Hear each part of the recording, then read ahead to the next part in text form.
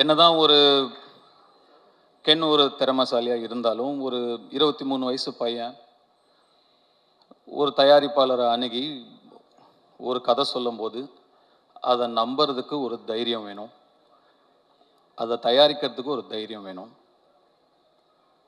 அந்த தைரியத்துக்கும் அந்த நம்பிக்கைக்கும் கருப்பையாக்கு முதல் பாராட்டுகள். கருப்பையானா ஒரு 55-60 வயசு ஆள் வரப்போறாரு அப்படின்னு நினைச்சா அவரும் ஒரு சின்ன பையனை தான் இருக்காரு.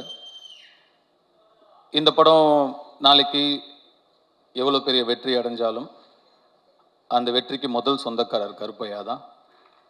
அந்த நன்றியை எப்பயுமே கென் மனசில் வச்சிருக்கணும். இதுக்கப்புறம் எத்தனை ஆஃபர் வந்தாலும் நாளைக்கு முதல்ல கருப்பையா கிட்டேருந்து ஃபோன் வந்தால் கருப்பையாவுக்கு தான் நீங்கள் ஃபஸ்ட்டு ப்ரிஃபரன்ஸ் கொடுக்கணும்.